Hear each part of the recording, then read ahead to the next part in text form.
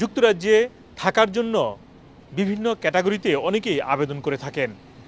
এই আবেদনটি করার পর নানা কারণে এটি রিজেক্ট হতে পারে। তবে এই রিজেকশনের ক্ষেত্রে কিছুদিন আগে বড় একটি পরিবর্তন এসেছে, যার মাধ্যমে এই পরিবর্তনের কারণে যাদের 10 ইয়ার্স লং রেসিডেন্সির ক্ষেত্রে একটি গ্যাপ তৈরি হয়েছে, যেটির জন্য তারা আইএলআরের আবেদন করতে পারছেন না, তবে সেটি এই রিজেকশন যেই পরিবর্তন এসেছে তার মাধ্যমে সহজেই আইএলআরের জন্য আবেদন করা যাবে। এই বিষয়ে আমরা আরও কথা শুনব ব্যারিস্টার সৈয়দ রোমানের কাছ থেকে। ধন্যবাদ। আসলে যে রিফিউজাল এবং রিজেকশন বলে দুইটা টার্ম আছে ইমিগ্রেশন লতে, এবং এটার আগে এটার ইমপ্লিকেশনসটা ডিফারেন্ট ছিল। আর রিফিউজ মানে তো বোঝেন যে একটা অ্যাপ্লিকেশন যখন করা হয় তখন যদি এটা ডিসিশন দেওয়ার পর এটা যদি রিফিউজ হয় তো সেটা রিফিউজাল, এবং রিজেকশনটা হচ্ছে যখন একটা অ্যাপ্লিকেশন করা হয় এবং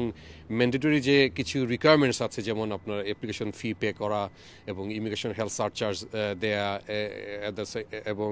বায়োমেট্রিক এনরোলমেন্ট করা, তো এগুলো যদি না করা হয় তখন একটা অ্যাপ্লিকেশন রিজেক্ট হয়ে যায়, এবং রিজেক্ট হওয়া মানে হচ্ছে অ্যাপ্লিকেশনটা আসলে ইনভ্যালিড। তো যেটি আসলে সেটি হচ্ছে যে যখন একটি অ্যাপ্লিকেশন রিজেক্ট হয় তখন যেই দিন অ্যাপ্লিকেশনটা রিজেক্ট হলো সেই দিন না হয়ে অ্যাপ্লিকেশনটা আসলে যেই দিন অ্যাপ্লিকেশনটা করা হয়েছিল ওই দিন থেকে একজন ওভারস্টেয়ার হয়ে যায়। তো এটাই ছিল আসলে আগে ল, এবং এই লটার মধ্যে একটু এখানে ডিফারেন্সে রিসেন্ট একটা কেস লর কারণে কোর্ট বলেছে যে এটা আসলে আনফেয়ার হয়, এবং যদি কারো অ্যাপ্লিকেশন রিজেক্ট হয়, যখন তাকে রিজেকশনের ডিসিশনটা সার্ভ করা হবে ওই দিন থেকে তার অ্যাপ্লিকেশন তার যে ডেটটা কাউন্টিং হবে যে কখন আসলে ডিসিশনটা হয়েছে। এবং আরেকটা জিনিস আছে ইমিগ্রেশন লতে যে নভেম্বর 2015 আগে 28 ডেজের মধ্যে যদি কোনো অ্যাপ্লিকেশন করা হতো, একটা অ্যাপ্লিকেশনের যদি কারো ভিসা এক্সপায়ার হয়ে যেত তার 28 দিনের মধ্যে অ্যাপ্লিকেশন করা, এবং যেটা পরবর্তীতে 15 পরে হয়েছে 14 দিন। তো দেখা যেত যে রিজেকশন হলে এই জায়গাটার বেনিফিটটা পাওয়া যেত না, যেটা ইমিগ্রেশন লর একটা প্রভিশন আছে যেটাকে বলে যে প্যারাগ্রাফ 39E। তো এই বেনিফিটটা পাওয়া যেত না, কিন্তু এখন যেটা হয়েছে এই আপডেটটার কারণে সাবজেক্ট টু ভেরিয়াস কন্ডিশনস, যদি দেখা যায় কারো অ্যাপ্লিকেশন রিজেক্ট হয়েছে এবং রিজেক্ট হওয়ার পরবর্তীতে সে ওই অ্যাপ্লিক্যান্ট 28 ডেজের মধ্যে অ্যাপ্লিকেশন করতে পারবেন। তার মানে হচ্ছে যে যেদিন ধরেন কারো ভিসা এক্সপায়ার হওয়ার কথা কিংবা লিভ টু রিমেইন এক্সপায়ার হওয়ার কথা 1 জানুয়ারি, এবং সে 31 ডিসেম্বরে অ্যাপ্লিকেশন করেছে, আর পরবর্তীতে দেখা গেল যে অ্যাপ্লিকেশনটা রিজেক্ট হয়ে এসেছে 30 মার্চ। তো আগের নিয়ম অনুযায়ী 30 মার্চ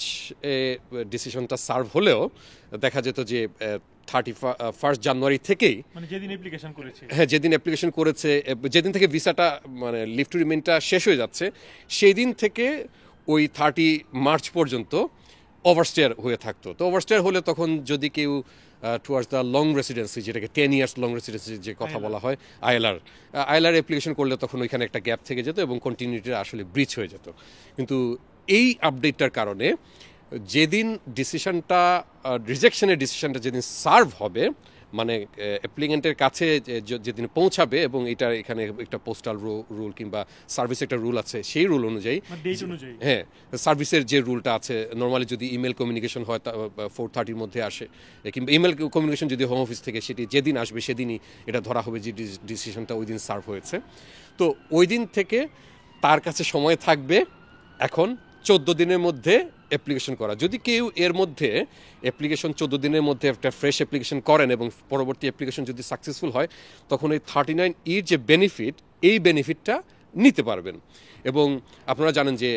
11 এপ্রিল 2024-এ ইমিগ্রেশন রুলসে অনেক চেঞ্জেস এসেছে আইএলআর এর রুলসের ক্ষেত্রেও, এবং এখানে 39E নিয়ে এখানে আসলে অনেক চেঞ্জেসের কথা বলা হয়েছে। হাউএভার এই যে রিজেকশনের যে ব্যাপারটি, এটি এই রিফিউজালের মতো করে এখানে 14 ডেজ কিংবা 20 ডেজের যে ব্যাপারটি আছে সেখানে কাউন্ট করে, এখানে আর এই ওভারস্টেইং পিরিয়ডটাকে ডিসরিগার্ড করে যদি পরবর্তী অ্যাপ্লিকেশন কেউ করে, এই ওভারস্টেইং পিরিয়ডটাকে ডিসরিগার্ড করা হবে, এবং ডিসরিগার্ড করলে তখন তার টুয়ার্ডস দ্য লং রেসিডেন্সিতে এটা কাউন্ট হবে। এখন দেখা যায় যে অনেকে আসলে যেমন আমার বেশ কয়েকজন ক্লায়েন্ট এসেছিলেন এবং যখন তাদের বিষয় নিয়ে তারা আলাপ করলেন এবং দেখলাম যে এই ব্যাপারটি তাদের অ্যাপ্লিকেশনের মধ্যে আসলে আছে এবং তারা আসলে জানতেন যেহেতু ওভারস্টেয়ার তারা হয়ে গেছেন, যেহেতু রিজেক্ট হয়েছে ওভারস্টেয়ার হওয়ার কারণে তারা আর আইএলআর অ্যাপ্লিকেশন করবেন না, এখন তারা আছেন প্রাইভেট লাইফ রুটে। এবং আমি যখন অ্যাডভাইস দিলাম যে না এটা আসলে করতে পারবেন এবং তাদের অ্যাপ্লিকেশন যখন করলাম এবং অ্যাপ্লিকেশনগুলো সাকসেসফুল হয়, তো এটা আসলে একটা ক্লিয়ার একটা ইন্ডিকেশন যে সাবজেক্টিভ মিটিং আদার কন্ডিশনস, যদি কারো রিজেক্ট হয় অ্যাপ্লিকেশন এবং এর মধ্যে যদি কারো রিজেক্ট হয়ে থাকে, তারা যদি 39E যে এটা 14 ডেজ কিংবা 28 ডেজের এই বেনিফিটটা যদি কেউ আসলে নিয়ে থাকেন, তাহলে তাদের কিন্তু অ্যাপ্লিকেশন হওয়ার সম্ভাবনা সাকসেসফুল হওয়ার সম্ভাবনা আছে এবং তারা কিন্তু আইএলআর পেতে পারেন। তো এখানে হিস্টোরিক ইনজাস্টিসের ব্যাপারটাও আসলে আসবে। এটা শুধু যে নতুন করে যারা করবেন সেটি না,